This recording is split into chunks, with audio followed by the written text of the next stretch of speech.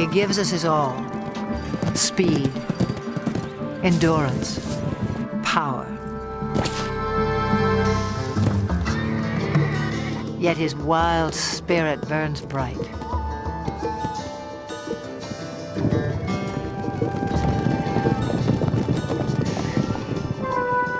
Spark of ancient myth, pride of king and conqueror. He was the backbone of civilization.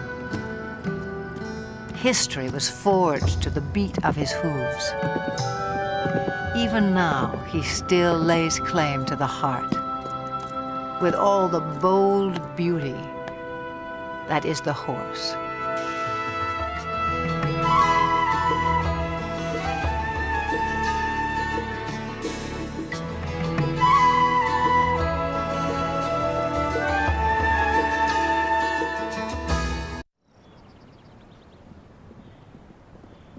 Summer sets off fireworks in the mountains of southern Montana. Spurred by heat and hunger, wild horses converge on the cool green heights, and sparks begin to fly.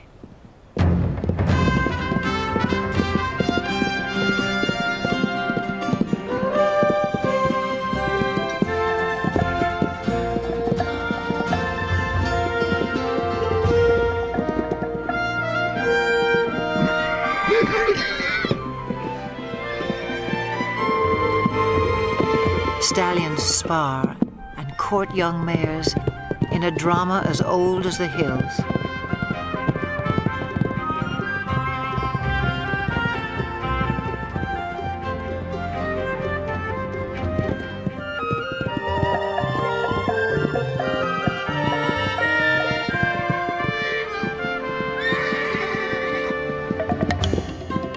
The Mustang has become a symbol of the American West. But some say he's a newcomer to these parts, even a trespasser.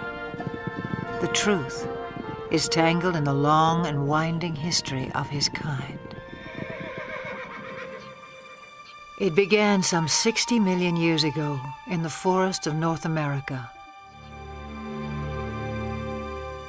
Living on leaves, a creature the size of a fox walks the underbrush on padded toes. In time, forests give way to grassy plains. Legs grow long and toes become nimble hooves in a body built for speed. About 1 million years ago, the first true horses spread across land bridges to Asia and Europe. Their numbers swell, then slowly decline, perhaps due to climate change or the impact of a two-legged predator. To Ice Age hunters, the herds must have seemed inexhaustible, but by 8,000 years ago, horses were extinct in the Americas and dwindling elsewhere into memory and myth.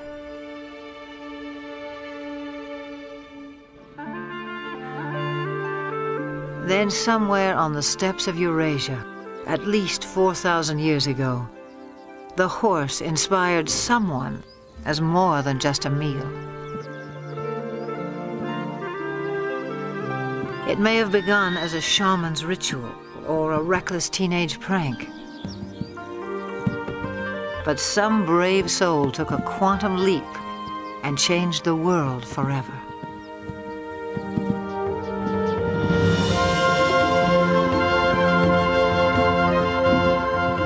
The horse utterly changed our sense of distance and speed.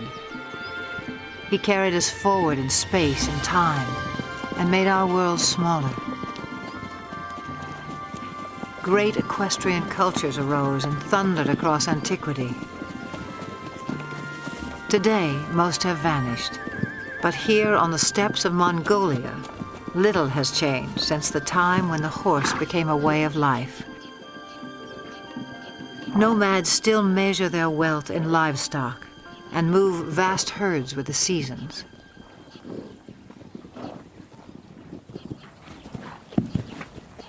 Small but hardy, Mongolian horses endure a harsh climate and grow a thick winter coat. When pasture is meager, they can survive on very little.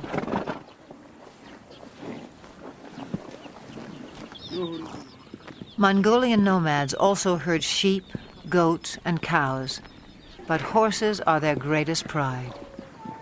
Revered, they are largely reserved for riding, and one other important role.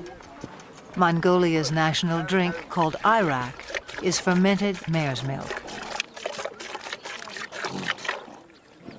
Life in the saddle begins early, in keeping with a local proverb. A Mongolian without a horse is like a bird without wings.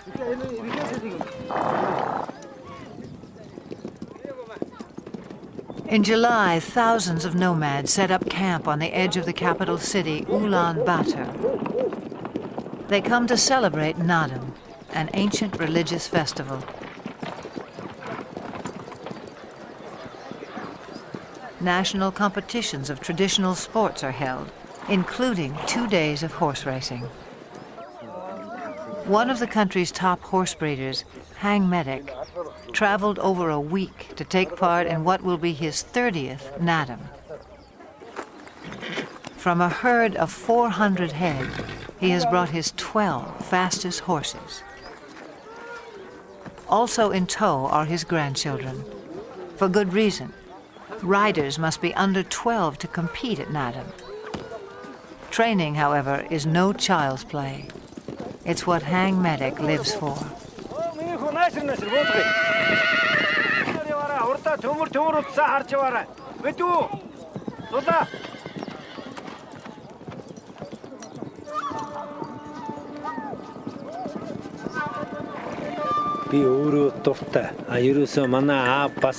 Horse training is a passion.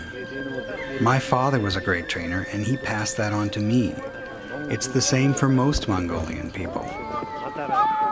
We compete at Naadam to see who has the best horse, and because we're so proud of our horses.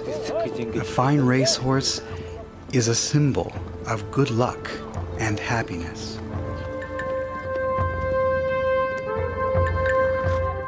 On the day of the first race, preparations begin at dawn.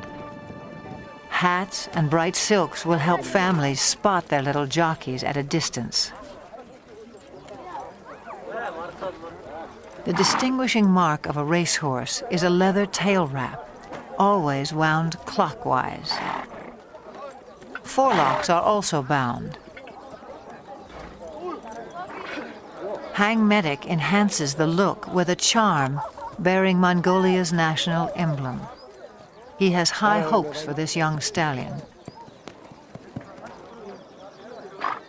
With an offering of mare's milk, Hang Medic's wife invokes the sacred powers of nature to bless horses and riders. A circle of incense purifies. A drop of arak protects from harm.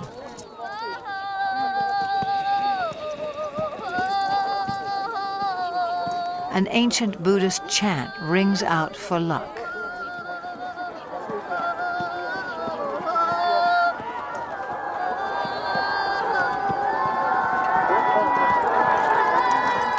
Some 500 riders will compete in the first race.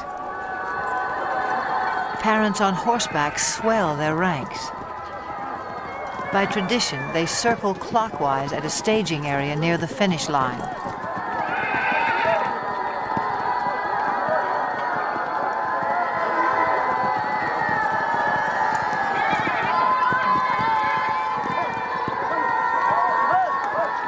But the running of the race is not yet at hand.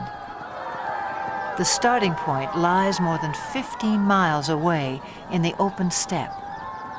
To reach that point at a walk will take the racers some 3 hours, which leaves time to kill for everyone else. Nomads like Hang Medic take the moment to catch up with old friends and trading partners. For people who live much of the year in relative isolation, there's also the irresistible allure of new faces.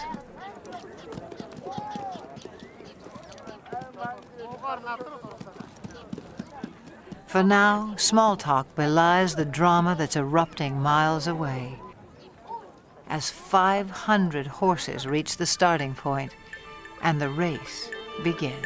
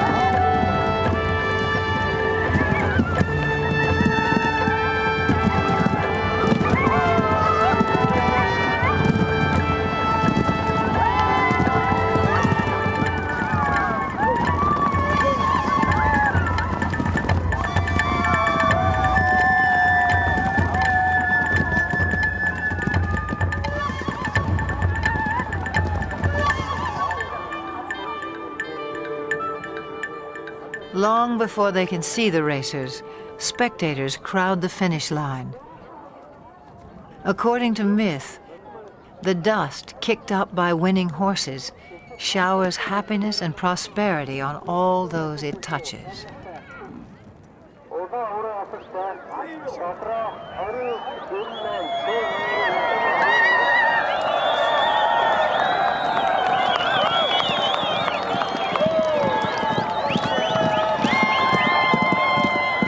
Frontrunners have been galloping for nearly 30 minutes. By Western standards, this might qualify as an extreme sport. But these are the descendants of Genghis Khan, who forged the largest land empire ever known on horseback.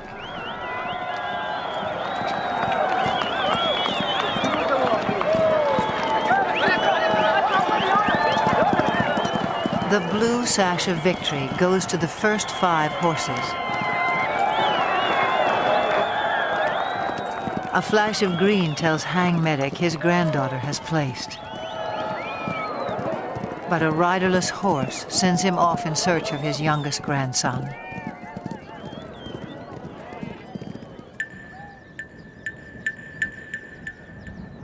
After an initial flurry, racers trickle in for another hour.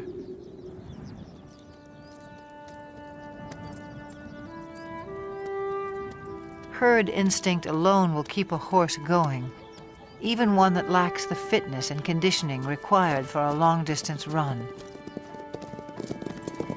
For some, the strain is too much.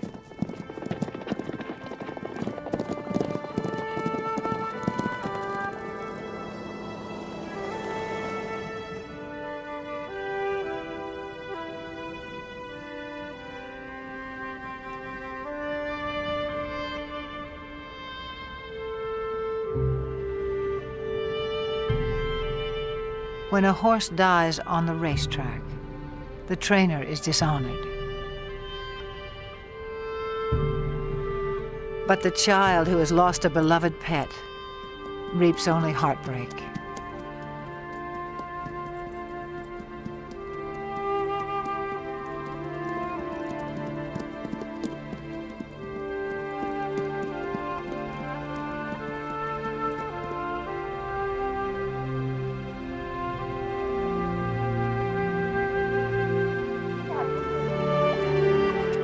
A fall near the starting point dashed the hopes of Hang Medic's grandson. His horse is safe, his bruises minor, but his 6-year-old pride will sting until the races are over.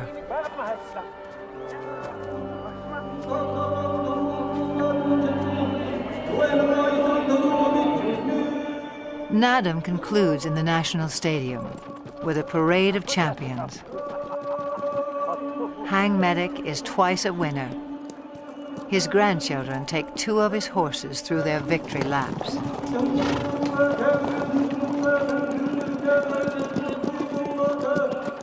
A herald sings the praises of the winning horses. Medals and mare's milk do them honor.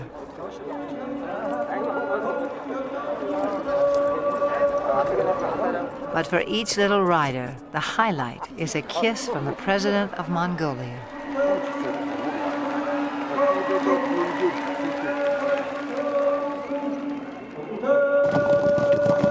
No other nation makes more of the horse.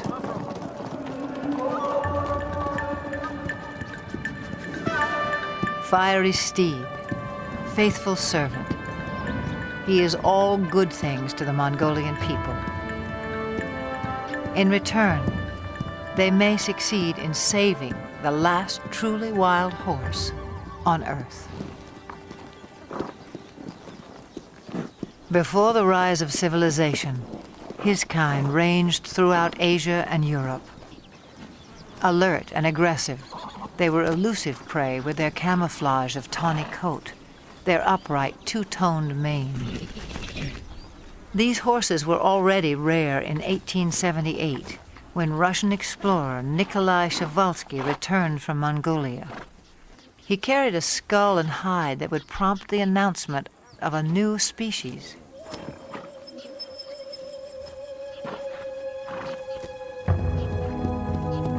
In a race for specimens, stallions were slaughtered to subdue mares.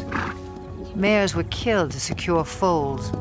Dozens died en route to zoos and animal collectors in the West.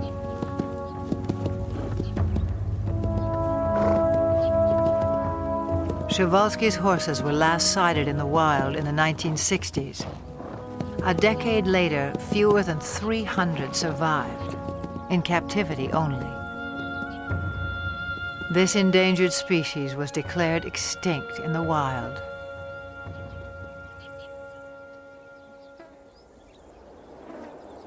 In 1992, 16 Przewalski horses from European reserves touched down in Ulaanbaatar. Their journey was the crowning achievement of Dutch conservationists and Mongolian authorities. Transports were blessed with mare's milk as the horses arrived at a nature reserve established in their honor. The homecoming delighted local people. Their name for the horses is Taki. The word also means spirit.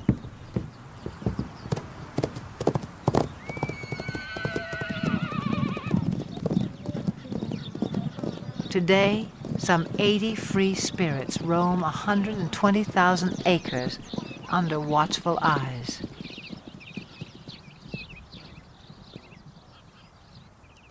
Park rangers closely track the animal's health and behavior. Breeding success is high. 2 generations have been born in the reserve.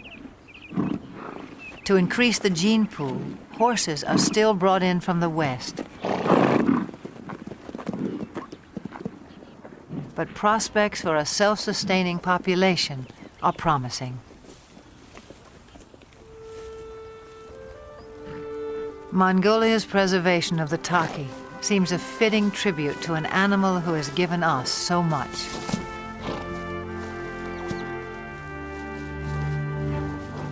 Domesticated, the horse revolutionized our world, but in the process, he was also transformed.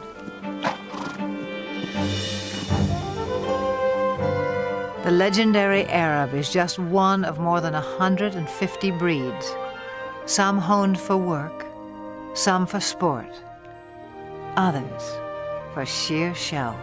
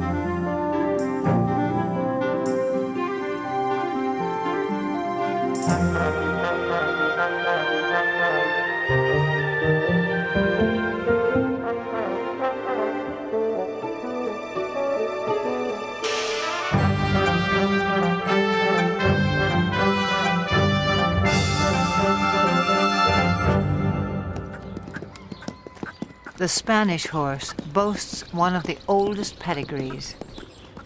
His speed and stamina were praised by the Romans.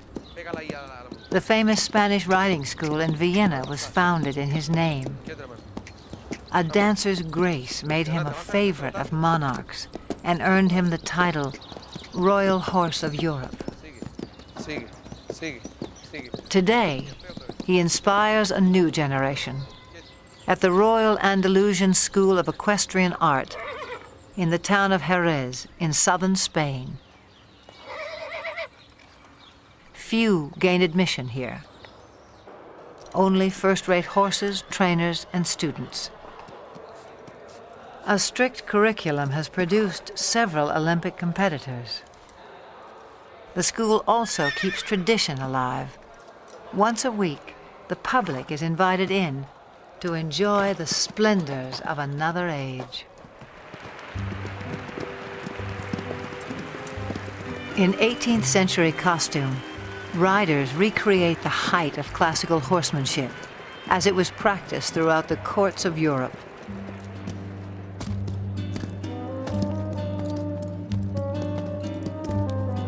Most spectacular are the airs above the ground.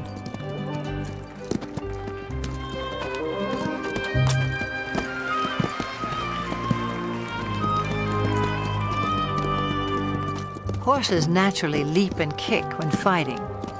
Centuries ago, cavalry mounts were trained to perform these moves in battle.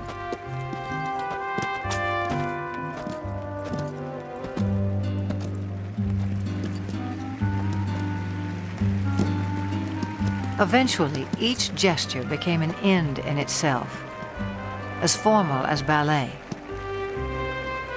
A supreme effort, the capriole demands vertical loft, virtually in place.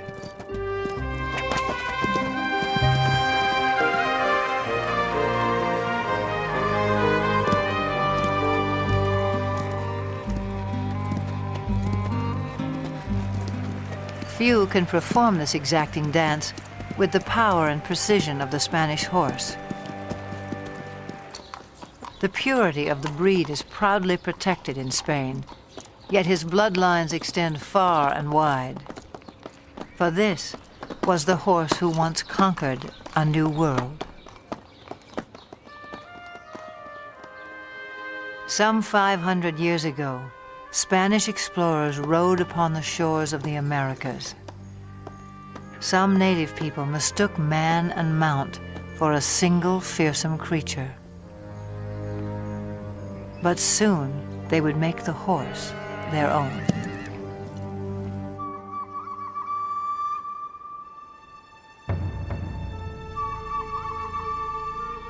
Through stealth and trade, Native Americans embraced the horse.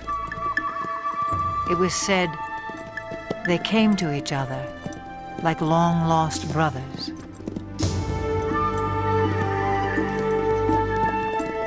Some called him Sky Dog. He opened vast horizons in this life and haunted their visions of the afterlife. But this cult of the horse would not last. By the 19th century, Native Americans had been robbed of land and livelihood. Their beloved sky dogs were shot or simply set loose. Scores of Indian ponies joined strays and runaways, already thriving in the wilderness. By 1900, over 1 million horses roamed the American West. But not for long. To make way for cattle and sheep, public lands were cleared of animals considered worthless pests. They were slaughtered by the thousands for pet food, fertilizer, and mere sport. In the 1950s, public outcry denounced the abuses.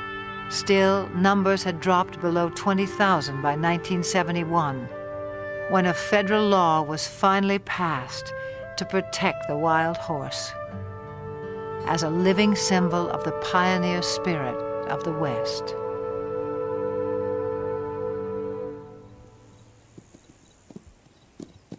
Today, the Bureau of Land Management oversees some 45,000 horses on public lands in 10 states.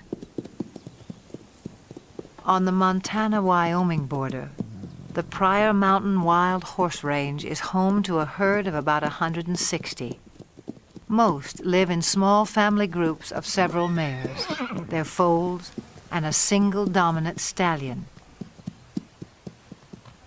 His role is to guard his harem and protect his growing offspring.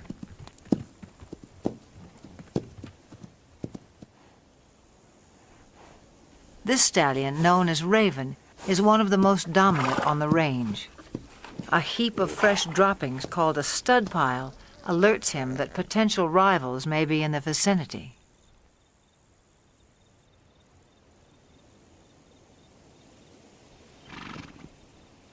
A band of young bachelor stallions prompts Raven to move his family to a safe distance.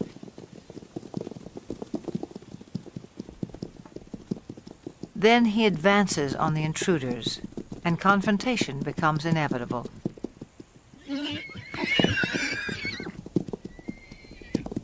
Raven may be outnumbered, but at 10 years old, his maturity and experience give him the advantage.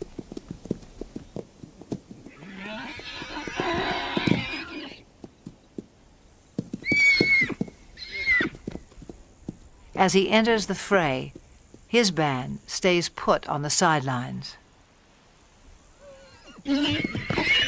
Most clashes between stallions are more about asserting rank than inflicting harm, and serious injuries are rare.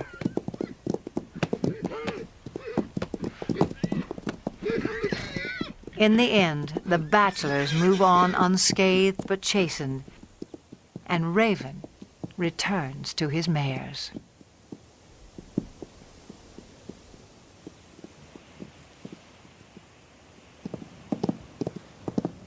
Occasionally, even mature stallions form alliances. A stud named Starman acts as a subordinate or lieutenant stallion to Flash, who has a mare and foal of his own. Flash tolerates Starman's presence, but allows him no access to his lone mare. In summer, a waterhole fed by melting snowbanks attracts this small band.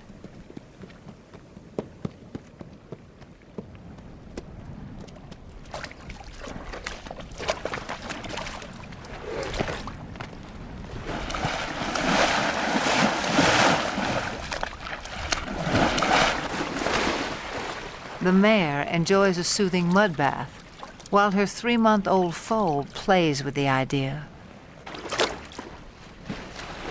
But for now, the water holds no appeal for Flash's lieutenant stallion.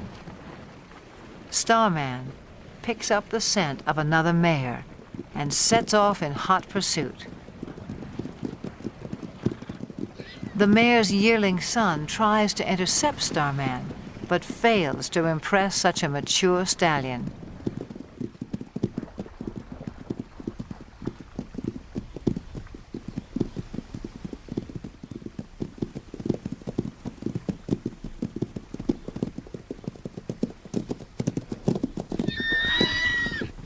This mare's own stallion must be just out of sight, a boon for Starman. Still, she rejects his advances.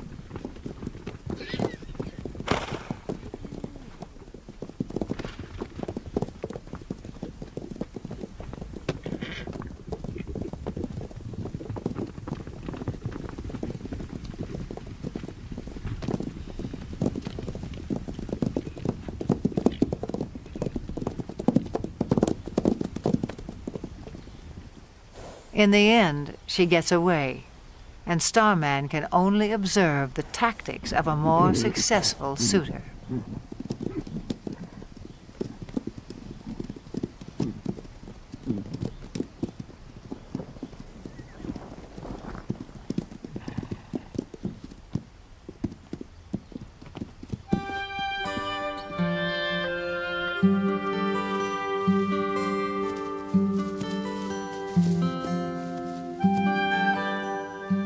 times, the Pryor Mountains seem heaven on earth for horses. Though much of the terrain is arid and winters are harsh, summer pastures can be glorious.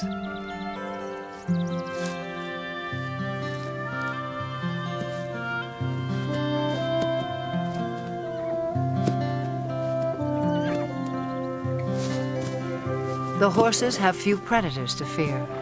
Most were eliminated by ranching and land development. With high fertility rates, the horses' numbers can increase by 10, even 20% a year. And that means trouble in paradise.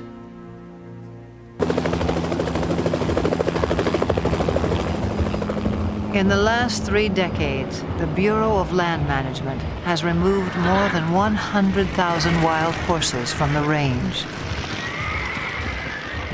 The roundups are intended to protect public lands from overgrazing and ensure the health of the herds.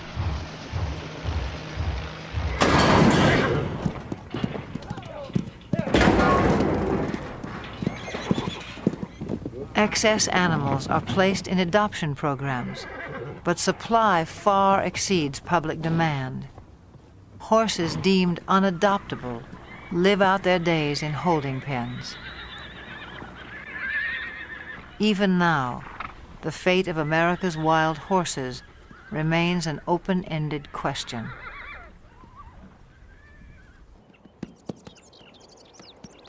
Some 4,000 years of domestication have failed to deprive the horse of his wild instincts. His natural impulse is to flee the company of humans. Brian Newbert makes a living not breaking, but in his words, starting wild or green horses. This 2-year-old quarter horse stud, born on the open range, has never been handled. On his ranch in Northern California, Brian is about to make first contact.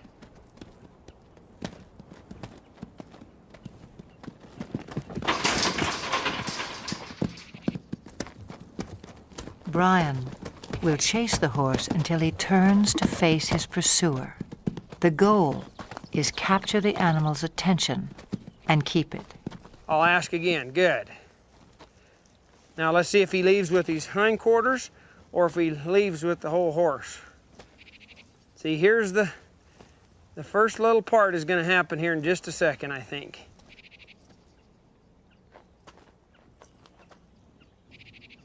Subtle shifts of body language keep the horse focused on Brian. If his attention wanders, I might see if I can get another step closer. As long as he's doing that, I'll just let that soak in. And I'll take another step. And I'll take another one here. He's having trouble with it, but he's trying.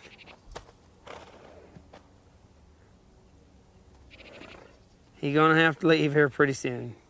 And I'll try to direct him back. There, he adjusted in the rear quarters. That's what I'm gonna need here.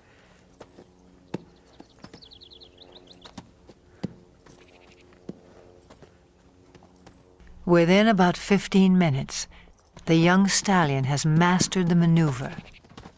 Now Brian presents a new challenge. I might do just a little swinging here and see if he can stand that. And I'll see if I can put that on there without hitting him in the face. And I'll just, as I come forward, just let that go. And it's kind of scary. And you can see that it's troubling to him a little. So I'll just put just a little pressure till he finds his way toward me. See, he keeps thinking his answer is out of here, but the answer's right there. The horse turns to Brian for reassurance, a critical breakthrough. Now he might reach for me.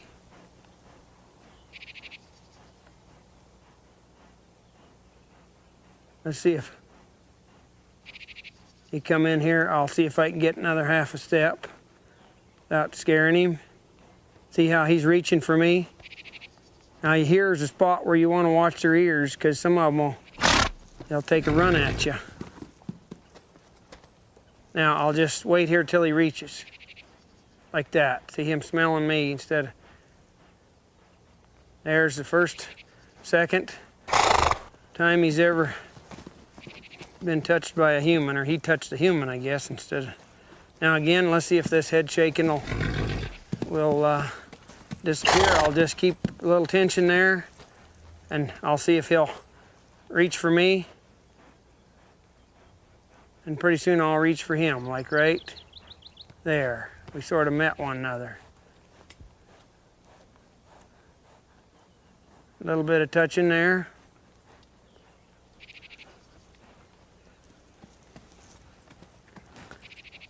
A little bit more here. See, he's finding out he can touch me and reach for me now. In a horse, there's a spot in there where they can just turn loose emotionally. You can see in their eye and their face a change that comes over them. And they'll begin to drop their head and their eyes will soften, and you can just see that they're beginning to trust you. And then you can move right on and really advance then. I'll get my weight shifted back. He's feeling a whole lot better about things now. He's finding out I can touch him and he won't get hurt. Less than half an hour after the first touch, Brian tests the saddle. It's kind of important to swing this on so that it doesn't hit him.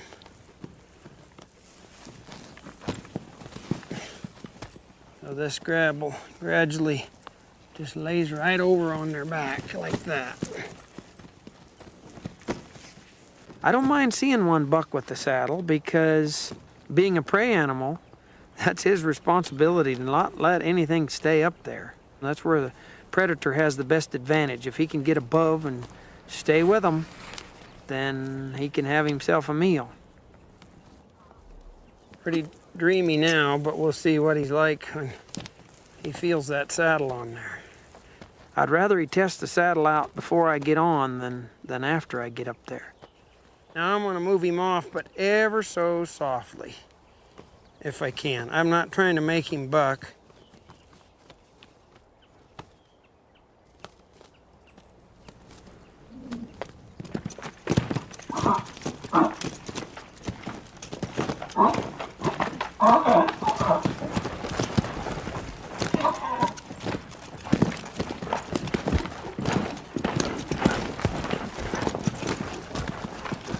Okay, maybe I'll give him a little consoling. Did you get scared, Bolly?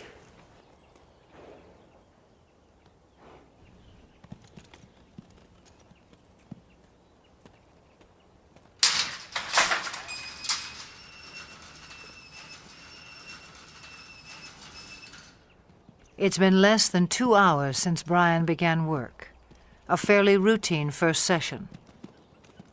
He'll leave the saddle in place for a few more hours, then give the young stallion a well-earned rest until morning.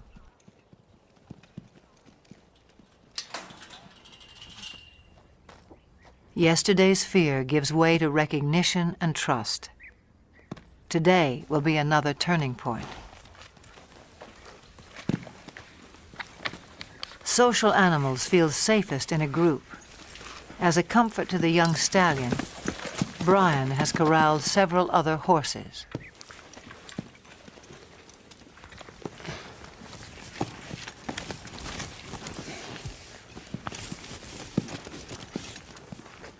See, if he wiggles, I'll just wait here till he stands put. Pet him over here as if it was my leg, and maybe get myself kind of set here before he gets untracked. I might let him go right out that way. And I'll just ask him to go. If he gets up set, if he gets scared, wants to run, I'll just try to go with him.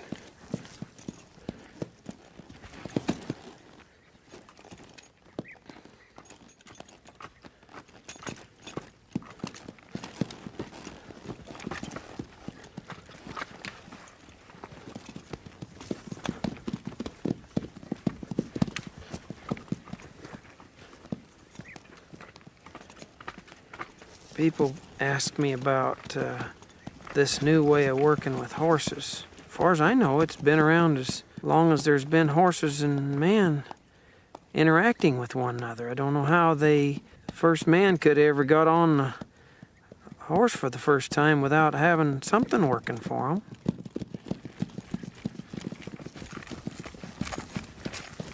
I'll get a little bolder as he gets a little more confidence. I'll ask him here to come back to me with this rein a little, and he did. The young stallion's first ride lasts no more than 15 minutes and prompts a simple reward.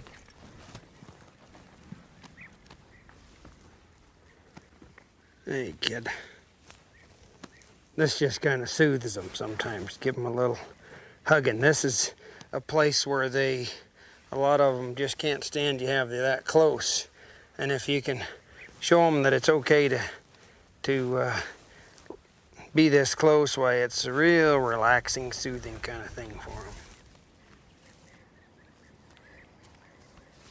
They really have to trust you.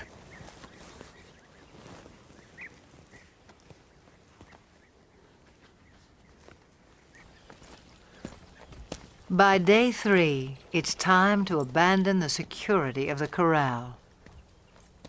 A whole new life is beginning for the young stallion. He gets so he can trust me a whole lot more today, I see. And Brian is left to ponder an age-old mystery about the nature of horses.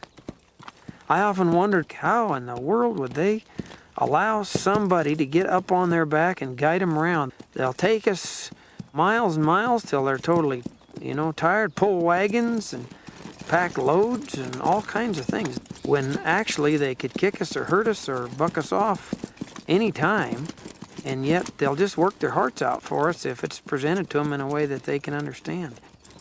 Pretty special animal, really. Special indeed. No more than 60 years before the first moon landing, the world was driven by horsepower. Every sector of the economy relied on him. Transport and trade, industry and agriculture. No creature served us better in the building of civilization or its occasional overthrow. For millennia, the war horse prevailed in battle. If not for a horse, would Alexander have been great? Who can imagine Attila the Hun or Napoleon on foot? Over 1 million horses served in World War I. Nearly a third died. In World War II, tens of thousands perished in a battle of bullets and bombs. The age of horsepower was over. And yet there are more horses in the world today than during the 1800s, some 62 million. In an age of technology, perhaps we yearn all the more for the touch of something wild.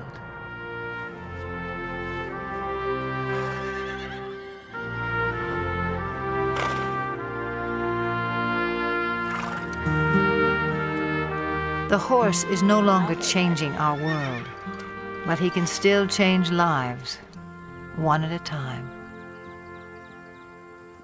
In central Georgia, Carol Woolley has loved horses since she was a child.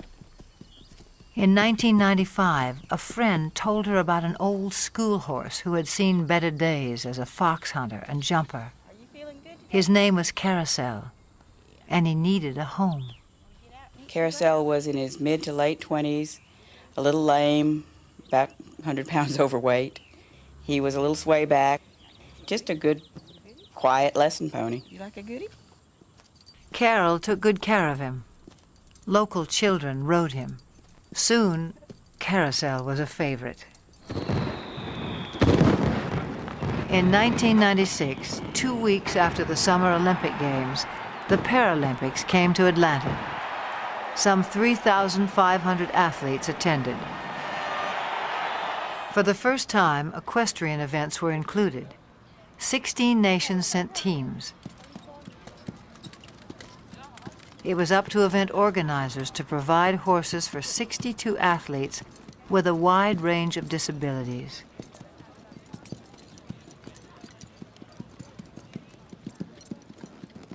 Each would be judged on precision, smoothness, and harmony of horse and rider while performing a set pattern in the arena. A call went out to horse owners for calm, well-trained mounts. Carol Woolley volunteered 2 of her younger horses, but games officials were desperate for more.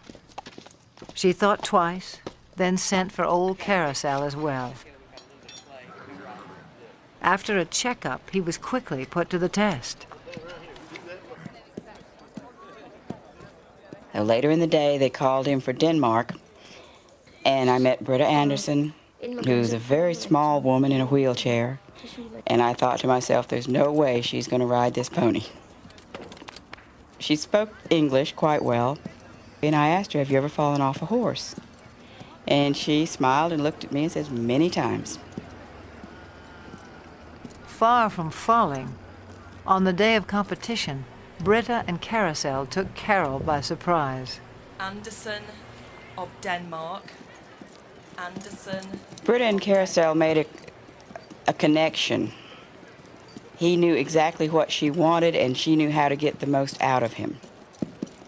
And he loved her. I'm still not sure how she did it, but they were just a perfect match.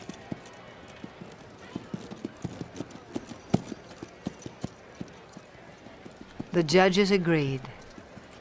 The pair took first place in their division and received the highest score of all the competitors.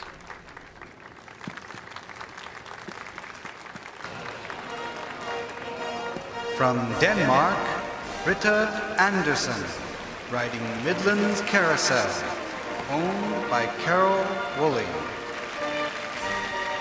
When they won the gold medal, it was this little pony and a horse trainer from nowhere, and a world-class rider.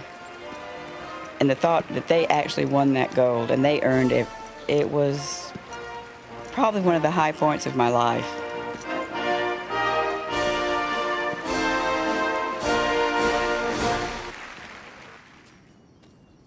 By the time she returned home, Carol had decided to start a therapeutic riding school. Would it be easier to face the other direction to get off? I think so. Horseback riding can improve balance and muscle tone, as well as a sense of independence and self-esteem in people with all sorts of disabilities. For Carol, there's no greater reward than to see someone like 13-year-old Sarah take her first ride. We got you now, kid. You're riding, kid. You're riding.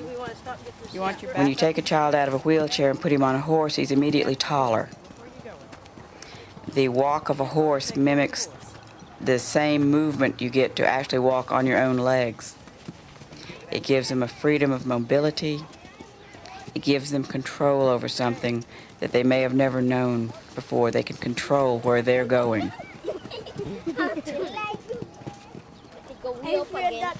Carol runs the school on grants, donations, and volunteers. And Carousel heads her fleet of gentle horses past their prime.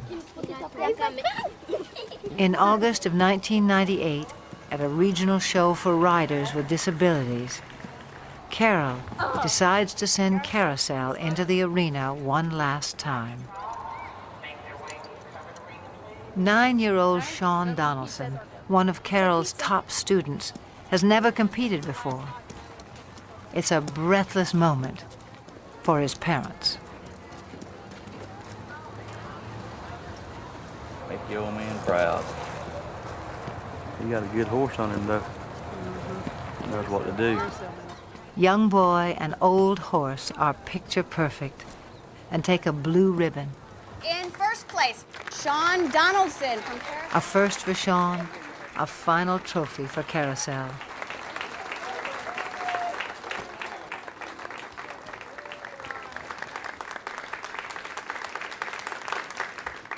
The competition concludes with a ceremony. As a symbol of retirement, Carol removes the saddle from a little horse of unknown breeding who has meant so much to so many.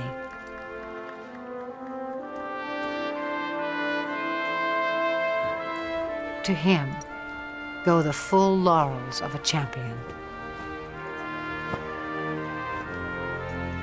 He was quite calm and stood through everything. He halfway, I think, understood that we were doing an honor to him. I was a little surprised that he didn't mind us putting flowers on him. He acted like, well, those were his flowers, this is fine. I think he enjoyed it, really.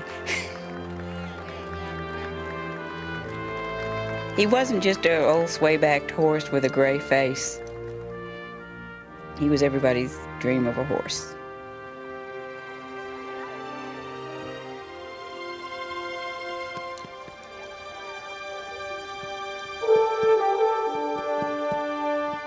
He's served everyone that's ever owned him, every place he's been.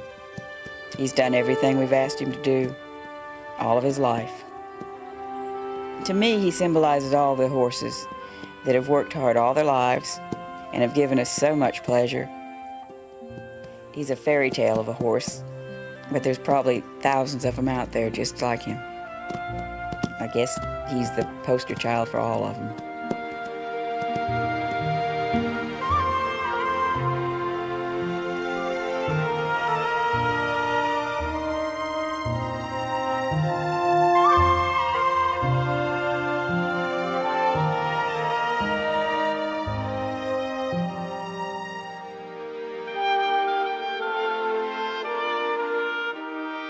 For all they have done for us, for all that they are, may they always have green pastures, each and every one.